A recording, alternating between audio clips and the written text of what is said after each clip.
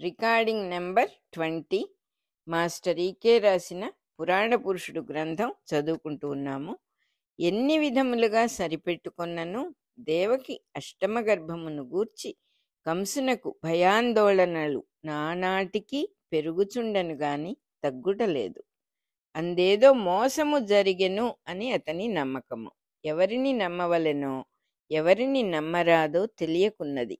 కంటిపై కునుకులేక రాత్రులందు పిచ్చివాడు కాబోచున్నవాని వలె ఆలోచింపసాగెను. భార్యలు బ్రహ్మచర్య దీక్షలో నుండి జరాదేవిని ఉపాసించుచుండిరి. కంసుడేకాంతమున రాత్రులందు భరింపలేని అవ్యవస్థితి పెంచుకొనెను. అట్టి సమయములలో ఆత్మబంధువులుగా మద్యము, స్త్రీలోలత మొదటి నుండియు అతనిని సేవించుచు జిహ్వాగ్రమును అతిక్రమింపక అడుగులకు మడుగులొత్తుచున్నవి. అవి ఇప్పుడతని ఏకాంత భీతిని పోగొట్టుటకు వ్రతమునారంభించినవి. ఒకనాటి రాత్రి సౌందర్యవతియగు ఒక నడివయస్సు వేశ్యతో కంసుడు సరస సల్లాప గోష్ఠిలో మునిగి ఉండగా మెరపు మెరిసినట్లు ఏదో ఒక సంకల్పము దూర సీమల నుండి మనస్సున నెట్టుకొని వచ్చెను. వెంటనే లేచి ముండకౌశికుడిచ్చిన చితాభస్మము, వణిజ్జనుని పుర్రెయు పట్టుకొని పూజాద్రవ్యములతో మద్యముతో వేశ్యను రథమెక్కించుకొని కొండలోయలోనున్న శ్మశాన స్థానమునకు చేరెను.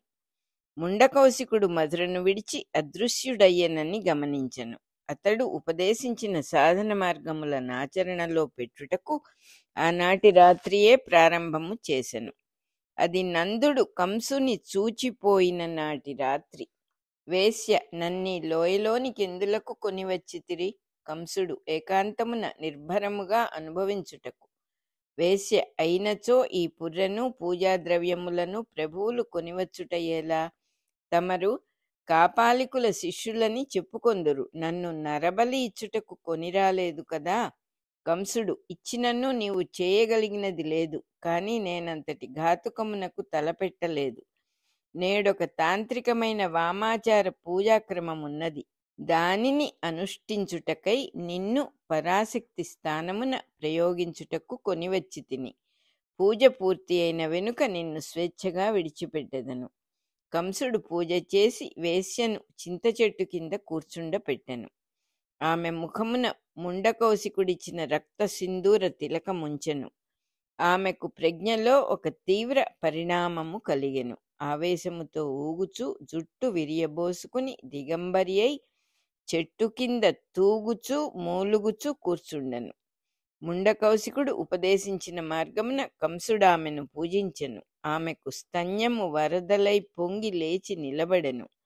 కంసుడు కృష్ణ సర్ప విషమును ఆమె స్తనములకు పులిమి చెట్టుపైకి చూచి, నీ పేరేమి అని ప్రశ్నించెను.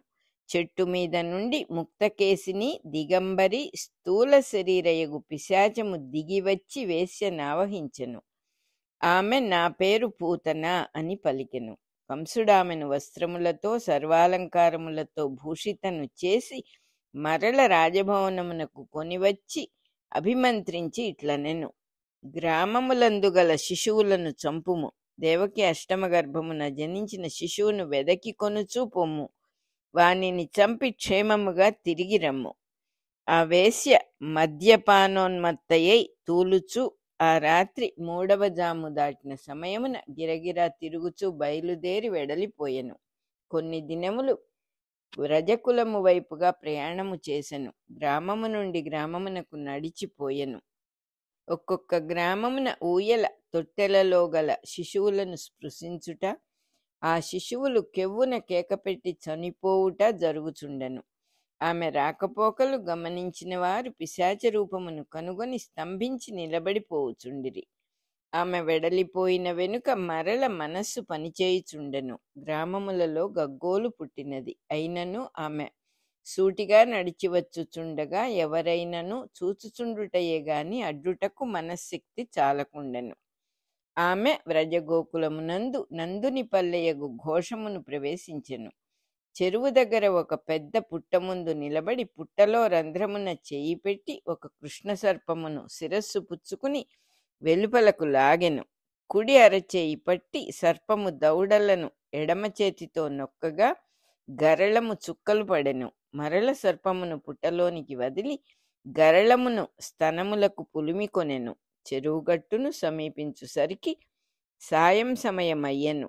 ఆమెను చూచి గ్రామమందలి కుక్కలు మొరుగుచూ వెంటబడినవి. నూతన వ్యక్తి అగుట వలననో లేక ఏదో కలవరపాటు మనసునకు తోచుట వలననో చెప్పలేము. అప్పటికి గోధూళి సమయమైనది. గోవులు మరలి ఇండ్లకు చేరుచున్నవి. బాటలో వ్రజమందలి గోపకాంతలైన వైశ్యుల ముత్తైదవలు ప్రసంగించుకొనుచు నడుచుచుండిరి. వారు నందగోపుని ఇంటికి మందగమనములతో సాగుచుండిరి. ఆమె వారితో కలిసి నడుచుచూ సంభాషణము కలిపెను. మీరంతగా ముచ్చటపడుచు వర్ణించుకొనుచున్న ఆ శిశువు వయస్సెంత? గౌరి: నేడు 13వ దినము. అయిననేమి, అతడు 13వ దినము వయస్సు శిశువులే ఉండెనా? చెప్పినచో నమ్మరుగాని వయస్సుతో సంబంధము లేని చిరునవ్వులు వింత చూపులు. 4-5 నెలల వాని వలె ఒక్కొక్కరినే తేరిపార చూచును. మొగములు చూచి గుర్తుపట్టును. పద్మిని: అతడు ఎత్తువారి బిడ్డ. ఎత్తుకొన్నచో తన విద్యలు చూపును. సూటిగా కన్నులలోనికి చూచి కిలకిలా నవ్వును. ఎవడో వయసుకాడు చూచుచున్నట్లు భ్రమ కలిగి క్షణకాలము సిగ్గనిపించును. ఈ పలుకులు వినినంతనే పూతన ఉలికిపడెను. తటాలున మనసులో చిన్న భయము సూదివలె గుచ్చుకొనెను. ఆ స్పర్శతో ఆమెను ఆవేశించిన భూతము తటాలున దేహము విడిచి మింటి పైకి ఎగిరెను. క్షణము వ్యవధానమున మరల వేశ్యదేహమును ఆవహించెను. ఈ నడిమి క్షణకాలము వేశ్యకు తన తెలివి స్ఫురణకు వచ్చెను. తానెచటికి పోవుచుండెనో తెలియక తికమక పడెను. మరల పిశాచం ఆవేశించినంతలో జ్ఞప్తికి వచ్చినట్లయ్యెను. ఆమె ఇట్లనెను: అట్లయినచో ఆ వింత శిశువును చూడవలెను. నేనును మీతో వచ్చేదను. కొనిపోవుదురా? నేను క్రొత్త కదా. మీరు నన్ను లోనికి తోడ్కొని పోయి శిశువును చూపవలెను. నేను వానిని ఎత్తుకొందును. మృణాళిని: ఏమి అనుకొనకుము. ఒక మాట అడిగెదను. నీ వాలకము చూడగా బిడ్డలను కనిపెంచిన దాని వల్లే లేదు. వేషము చూడగా సంసారి వల్లే లేవు. నీకు ఆ శిశువు నెత్తుకొనుట చేతనగునో లేదో కూడా అనుమానమే. పద్మిని: ఇంకనూ నయము, పాలిత్తునన్నావు కాదు. ఎచ్చటి నుండి మా గ్రామమునకు విచ్చేసితివి? పూతన: మాది శూరసేన మధుర. ఇచ్చట నందగోపుని గ్రామ వైభవము విని చూడవచ్చి తిని. మృణాళిని: పెనిమిటి ఏ గ్రామము? పూతన మౌనము వహించెను. కుమారి: ఈమె వాలకము చూడగా నిత్య సువాసిని వలె ఉన్నది. మొగుడు మొద్దులోని చంపకు. హైమవతి: నీకేమైనా పిల్లలా? పద్మిని: నోరు మూయుము. 10 మంది త్రొక్కిన దారిలో గడ్డి మొలచునా? పూతన: మీ గ్రామవాసులలో నాగరికత లేదు. మోటుగా సూటిగా పలుకుదురు. ఎదుటవారి మనస్సు నొచ్చుకొనునని కూడా ఆలోచించరు. ఇంతలో ఎల్లరూ నందుని ముంగిలి చేరిరి. ఆ ప్రాంగణమున సాయం సంధ్యయందు ముత్తైదువులందరూ చేరి ఒకరి చేతులలో నుండి ఇంకొకరు పిల్లవానిని అందుకొనుచు మొగము చూచి నవ్వించుచుండిరి. అతడొక్కొక్కరి కన్నులలోనికే చూచుచు చిరునవ్వులు మొదలు కలహాసముల వరకును గిలుకరించుచుండెను. పూతన ప్రాంగణ ద్వారమును ప్రవేశించున్నంతలో నవ్వుచున్న శిశువు కెవ్వున కేకపెట్టి ఏడ్చెను. అందరూ పూతన వైపు వింతగా చూచిరి. మంత్రసాని కోకిలమ్మ పిల్లవాని నెత్తుకుని ఇట్లనెను: ఎవరి కళ్ళే ఇవి? పాపిష్టి గుడ్లు మాడిపోను. ఎవరి చూపు పడి వీడిట్లేడ్చుచున్నాడో తెలియదు. పూతన సూటిగా వచ్చి బాలునకై చేయి చాపెను. చిలకమ్మ: ఓయబ్బో, ఏమి ఆపేక్ష? అటుపోయి కాళ్ళు కడుక్కొని వచ్చి ఎత్తుకోవే పెద్దమ్మవారా. పూతన కుండలో నీరు ముంచుకొని పాద ప్రక్షాళనము చేసుకొను లోపున పిల్లవాడు గిల్లినట్లు కెవ్వు కెవ్వుమని గుక్కపెట్టి ఏడ్చెను. ఆకలిగా ఉన్నదని యశోద చేతికిచ్చిరి. ఆమె చేతులలో నిలువలేదు. రోహిణి ఎత్తుకొనెను. ఆమె చేతులలో నిలువలేదు. పూతన చేతులు చాపెను. బాలుడేడుపు మానెను. పూతన ఎత్తుకొనగా కిలకిలా నవ్వి కేరింతలు కొట్టెను. మృణాళిని ఎగతాళిగా ఇట్లనెను: ఇంకేమి, బాలునకు నీవు నచ్చితివి కాబోలు, మొగుడు పిల్లలు లేకున్నను పాలిమ్ము చూచెదను. పూతన, ఎందుకమ్మా అట్లా ఆడిపోసుకొందురు? నా బాధ మీకేమి తెలియను? ఇంతకు ముందు బిడ్డలు చనిపోయిరి. వీనినెత్తుకొన్న స్పర్శలో ఎక్కడెక్కడి పూర్వస్మృతిలో గుర్తుకు వచ్చుచున్నవి. వారందరును పూతన స్తన్యము చేపుట గమనించిరి. ఏమనలేక దూరమున నిలబడి చూచుచుండిరి. ఆమె అరుగుపై కూర్చుండి బాలునకు స్తన్యమిచ్చెను. అతడాసక్తితో క్షీరము గ్రోలెను. ఆమె వాని కన్నులలోనికే చూచుచుండెను. చూపులు నిశ్చలమయ్యెను. మేను గగుర్పాటు చెందెను. దేహము కంపించెను. గుండె దడదడ కొట్టుకొనెను. ఆనందపారవశ్యమున కన్నులు బైరలు కమ్మెను. తెలివి తప్పెను. పూతన పారవశ్యముతో మెల్లగా మూల్గెను. ఇంతలో తటాలున పిడుగుపడినట్లు భయంకరమై సుదీర్ఘమైన కేక పెట్టెను. చెట్లపై పక్షులు గొల్లున పైకెగిరెను. కుక్కలు భయసూచకముగా దీర్ఘములైన రావములు చేసెను. గోవులు కట్లు తెంచుకొని పరుగులెత్తెను. స్త్రీలకు తెలివి తప్పెను. ఆ కేకతో పూతన విరుచుకొని వెనుకకు పడిపోయెను. ఒక భయంకరాకారము స్థూలమై దీర్ఘమై ఆకాశమంటి ఆ ఇంటి ప్రాంగణము నుండి పెండెము దాటి బాటలో దాకా నగ్నమై దేహము విరచుకొని కాళ్ళు చేతులు బారలు చాచి విలవిల తన్నుకొనెను. కోరలతో మిడిగ్రుడ్లతో వెలువడిన పెద్ద నాలికతో, మెడలో పుర్రెల పేరుతో, నడుమున కృష్ణసర్పపు మొలత్రాటితో క్షణకాలము నగ్న పిశాచ రూపము కనిపించుచునే బ్రద్దలైనట్లు మాయమయ్యెను. స్త్రీలకు తెలివి వచ్చి చూచుసరికి ఆ వేశ్య దేహము మిడిగుడ్లతో నోరు తెరుచుకొని కనిపించెను. వెనుకకు విల్లువలే వంగిపోయి వెల్లికిలా పడి తన్నుకొనుచు రక్తము గ్రక్కెను. దేహము గాలి ఊదిన బంతివలే ఉబ్బి బిర్ర బిగిసెను.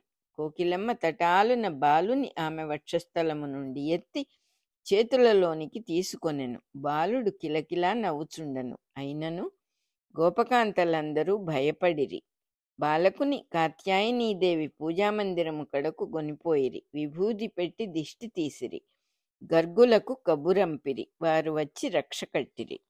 పూతన కేకకు ఎచ్చటెచ్చటనో తిరుగుచున్న నందగోపుడు అతని పరివారము కర్రలతో పరుగులెత్తుకొని వచ్చిరి. చనిపోయిన స్త్రీదేహము చూచి క్షణకాలము లోపున ఆశ్చర్యము, భయము, ఏహ్యభావము పొందిరి. గర్గులిట్లనిరి, పూతన అను బాలఘాతిని ఈమెను ఆవేశించి ఇంత పని చేసినది. ముండకౌశికుడు ప్రాణప్రతిష్ఠ చేసిన పిశాచి తప్పించుకొనలేక అష్టదిగ్బంధనముతో ఉక్కిరిబిక్కిరి అగుచున్నది. దానికి బాలుని స్పర్శతో విమోచనము కలిగినది. ఈమె దేహమును మీరు గౌరవింపుడు. బాలునకు పాలిచ్చను గనక ఈమెకతని మాతృస్థానము లభించినది. దహనముని రాత్రి జరుపుటకై కొనిపొండు. నరదేహ దహనము పగటియందును, పిశాచాక్రాంత దేహదహనము రాత్రియందును చేయుట మంచిది. గోపకులు ఆమె దేహమును యథావిధిగా కొనిపోయి దుంగల నడుమ నిలిపి దహనము చేసిరి. దేహము కాలుచున్న మంటల నుండి మంచి గంధము, కస్తూరి, కర్పూరము వాసనలు వెలువడి నలుదిశలా వ్యాపించినవి. భాద్రపద శుద్ధ షష్ఠి నాటి సూర్యాస్తమయ సంధ్యాకాంతులలో రక్తసిక్తాంగిని అయి విలవిల తన్నుకొనుచున్న ఒక పిశాచి దేహస్వరూపము కంసునకు పశ్చిమాకాశ మేఘమండలమున రేఖామాత్రముగా పొడగట్టెను. పూతన రూపు మాసెనని అతడు సందేహించెను. ఆ రాత్రియే మరల లోయలోని శ్మశాన ప్రదేశమునకు పోయెను. మద్యముతో మెదిపిన కొండ చిలువ కొవ్వుతో, టేకు కర్రల సమిధలతో ఒక హోమము చేసెను. కరాళ నౌష్ట్రాకారుడైన రాక్షసుని శిరస్సొకటి వికటాట్టహాసము చేయుచు చింత చెట్టు మీదుగా ఎగిరివచ్చి నిలబడెను. దానికి దిగువ ఒక తిరుగుచున్న బండి చక్రము వంటి ఆకారం ఏర్పడెను. ఆ రాక్షసునుద్దేశించి కంసుడిట్లనెను, దేవకి అష్టమ గర్భమున పుట్టినవాడెచ్చట పెరుగుచుండెనో గమనించి సంహారము చేసిరమ్ము. వికటాట్టహాసము చేయుచు రాక్షసుడిట్లనెను, సంహారముతో నా పని పూర్తి అగును. చెండకౌశికునాదేశముననుసరించి అటుపైన నాపై నీకధికారం ఉండదు. సంహారమైన క్షణముననే నా లోకములలోనికి నేను అదృశ్యుడనగుదును. ఇట్లనుచు రాక్షసుని శిరస్సు అంతరిక్షమున చీకటిలో తోకచుక్కవలే దూసికొని పోయెను. దాని వెంటబడి చక్రము వంటి ఆకారము గిరగిరా తిరుగుచు పరుగెత్తెను. కంసుడు నివ్వెరపోయి నింగిచూచుచూ నిలబడి వెనుతిరిగి వచ్చెను. అర్ధరాత్రి మగుసరికి నందగోపుని నట్టింటి దూలములపై చాలా కాలము నుండి నిలిపి ఉంచిన బండి చక్రం ఒకటి కదలిన సవ్వడి అయ్యెను. అందరూ నిద్ర నుండి మేల్కాంచి అటు ఇటు తిరిగి ఆ శబ్దమేమో గమనింప యత్నించిరి. సవ్వడి మాయమయ్యెను. బండి చక్రము పెట్టిన దూలము క్రిందుగా వేలాడుచూ శిశువు నిద్రించిన ఊయల మంచం ఉండెను. దాని ప్రక్కను యశోద నిద్రించుచున్న మంచము. కోకిలమ్మ రోహిణితో కలిసి చాలాసేపు అటు ఇటు తిరుగుచూ సవ్వడి అగునేమో అని కనిపెట్టి ఉండెను. తుదకు చేతిలో పట్టుకున్న ఆముదపు బుడ్డి దీపమును భోషాణముపై పెట్టి కొబ్బరి ఆకుల చాపపై పండుకొనుచు ఆమె ఇట్లనెను. అటకపై పందికొక్కులు ఎక్కువైనవి. ఒకనాడు మనము ఇంటిపైనున్న అటకను ఊడదీసి అందలి లోకములలో కాపురమున్న ఈ రాత్రి సంచారపు జీవులకు ఉద్వాసన చెప్పి బూజు దులిపినచో బాగుండును. రాత్రులందు వ్రజగ్రామములలో దొంగల భయం ఎక్కువగా ఉండెను. కేసికి సంబంధించిన ప్రభుత్వ భటులలో కొందరు, ప్రభుత్వాధికారులలో కొందరు రాత్రులందు ముసుగులు ధరించి మారువేషములతో బందిపోటు దొంగలై దోపిడులు సాగించుచున్నారు. ఈటెలతో బల్లెములతో దాడులు చేయుచున్నారు. గోపకులలో తిరుగుబాటు యోధులు బయలుదేరినప్పటి నుండి చాలా వరకు దొంగల భయము తగ్గినది. అచ్చటచ్చట ఇంకనూ ముమ్మురముగా సాగుచుండుటచే వ్రజయువకులు గ్రామ వీధులలో బల్లెములు చురకత్తులు ధరించి దొంగలను వేటాడుచున్నారు. జామునకొక గణము చొప్పున జాగరములకై చరించుచున్నారు. ఈ గ్రామరక్షక దళములను వీరభద్రులు అందురు. ఒక్కొక్క గణము వారు సమీకరణము చెంది సమావేశపడుటకై గ్రామమునకు 4 పొలిమేరలలోనూ మంటపములు నిర్మింపబడినవి. వానిని గ్రామదేవతల ఆలయములు అందురు. పొలిమేరమ్మ గుడులు, పోలేరమ్మ గుడులు అని కూడా వ్యవహరింతురు. పోరాటము నేర్చిన గిత్తలతో పొట్టేళ్లతో వీరభద్రులు ఇత్తడి తాళముల భజనలు చేయుచు గజ్జల కర్రలను శబ్దము చేయుచు పొలిమేరమ్మ గుడి దగ్గరకు చేరుదురు. చేరినప్పుడెల్లా వారి కొరకై వండి వేడిగా సిద్ధము చేసి ఉంచిన పులగము పెట్టబడును. స్థానికులైన సాయుధ భటులు ఆలయమున నిలబడి సంచారము చేయుచున్న వీరభద్రులకు పులగములు వండి పెట్టుచు వారి క్షేమమును గమనించుకొనుచుండవలెను. అట్లు నిలబడిన స్థానిక భటులను క్షేత్రపాలురు అందురు. వారికే పోతురాజులని కూడా పేరు. విపత్కర పరిస్థితులలో ఆవశ్యకమునకై వారి దగ్గర గిత్తలు పొట్టేళ్లు కట్టబడి ఉండును. పోతురాజులు నిలబడి ఆనుకొని చూచుచుండుటకు గుంజలు పాతబడి ఉండును. వానిని క్షేత్రపాల శృంగములు లేక పోతురాజు కొయ్యలు అందురు. వీరందరికీ రాత్రి పులగములకై ధాన్యమును పెసరపప్పును వారమునకొక మారు గ్రామవాసులు ఇంటింటికి వరుసగా పంపుటకు ఏర్పాటు చేయబడినవి. ఈ పంపబడు తినుబండారములకు బలి అని పేరు. ఆనాటి అర్ధరాత్రమున నందుని పల్లె నలుద్రిక్కులనున్న క్షేత్రపాలకులకు నందుని ఇంటి పై కప్పుపై ఒక రాక్షసుని శిరస్సు నోరు తెరుచుకుని కోరలతో వికృత హాసములతో చూపట్టెను. వారందరూ కలవరపాటు చెందిరి. నాటి రాత్రి పోతురాజులలో ఒకడుగా పనిచేయుచున్న శతగోపుడిట్లనెను. వీడెవడో పిశాచము. ఇది ఎవరి ఇల్లనుకొని వచ్చెనో. రేపు మధ్యాహ్నమునకు ముందే గర్గులను పిలిపించి మారణ హోమకాండ చేయించవలెను. మొన్ననే ఒక దయ్యము పట్టిన ఆడుది నందగోపుని ఇంటికి వచ్చి చనిపోయినది.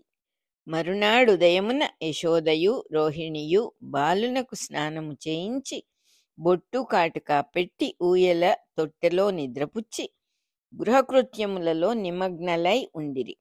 ఆకస్మికముగా దూలముపైనున్న బండి చక్రము కదిలి గిర్రున తిరిగెను. దూలమునకు వ్రేలాడుచున్న ఊయల తొట్టిలోని బాలుడు కెవ్వున కేకపెట్టి కాలు చేతులు కదలించెను. బండి చక్రము వేగమెక్కువై రివ్వున శబ్దము చేయుచు వేగముగా ఊయల మంచములోనికి దొరలెను. చక్రము వేగమునకు నిప్పులు పుట్టి చక్రము చుట్టూను నిప్పురవ్వలు కనిపించెను. అంత వేగముతో పడుచున్న చక్రపు టంచు తొట్టిలోని బాలుడు విసరుచున్న కాలికి తగిలెను. చక్రము మరల పైకెగిరి పెళ్ళున బ్రద్దలై త్రుంపులయ్యెను. దాని నుండి రక్తము చిమ్మన గ్రోవి నుండి వలె గోడలపై పడెను. విరిగిన చక్రపు ముక్కలు నేలపై పడునంతలో దేహ ఖండములై ఎముకలు, కనుగ్రుడ్లు, కాళ్ళు, చేతుల ముక్కలు, మొండెమునందలి కండలు, తుండెములు, గుండెకాయ, ప్రేగులు కింద పడెను. బాలుడు నింగి చిల్లిపడునట్లేడ్చుచుండెను. మంత్రసాని కోకిలమ్మ పరిగెత్తుకుని వచ్చుసరికి గది అంతయు ఒక రాక్షసుని వేటాడినట్లుండెను. పిశాచముల వంట ఇంటి వలె భీభత్సముగా ఉండెను. కొలది క్షణములలో అన్నియు మాయమై బండి చక్రపు కర్రల ముక్కలు పడి ఉండెను. కోకిలమ్మ పెట్టిన కేకలకు బొబ్బలకు యశోద, రోహిణి, మిగిలిన గోపకాంతలు పరుగులెత్తుకుని వచ్చిరి. రాక్షసుని దేహఖండములు చూచి తినని కోకిలమ్మ చెప్పగా ఎవ్వరూ నమ్మరైరి. ఇంతలో శతగోపునితో గర్గులు పుణ్యాహవచన ద్రవ్యములతో ప్రవేశించిరి. ముంగిలిలో అడుగు పెట్టుచునే ఇట్లనిరి: పిశాచము వచ్చుట చచ్చుట కూడా మనము బయలుదేరు లోపుననే జరిగిపోయెను. ఇతడు శకటాసురుడు అను పిశాచము. చెండ కౌశికుని శిష్యుడు ముండకౌశికుడు కంసుని రక్షించుటకై చేసిన విశ్వామిత్ర సృష్టి ఇది. ఇచ్చట ఉన్నది వశిష్ఠ పీఠమని వారెరుగరు కాబోలు. తెచ్చిన పుణ్యాహవచన ద్రవ్యములను వ్యర్థము చేయుటెందులకు? ఎల్లుండి ఎట్లునూ బాలకులకు నామకరణ మహోత్సవం ఉన్నది కదా, దానికి పుణ్యాహకవాచనము నేడే జరిపెదము అని నవ్వుచూ వేదోక్తముగా పుణ్యాహ ప్రక్రియ జరిపి బాలునకు సకల దేవతా కవచ మంత్రము న్యాసము చేసెను. ఇతని కన్నులను సూర్యచంద్రులు, నాసాపుటములను అశ్వినులును, చెవులను బృహస్పతి, నోటిని అగ్నిహోత్రుడు, హస్తములను ఇంద్రుడు, పాదములను వాయువు భద్రముగా పరిపాలింతురుగాక. హృదయమును సర్వశరీర రూపుడైన విష్ణువు పరిపాలించునుగాక అని మంత్రవాక్కులు పలికి గర్గులు బాలుని చెవిలో తులసీదళ ముంచిరి. అతడు న్యాసము చేసిన దేవతల క్రమమును గుర్తుపెట్టుకొని కోకిలమ్మ దానినొక జోలపాటగా కూర్చెను. నాటి నుండి అదే జోలపాటను బాలునికి పాడుచుండిరి. మన రికార్డింగ్ నెంబర్ 20 అయిపోయింది.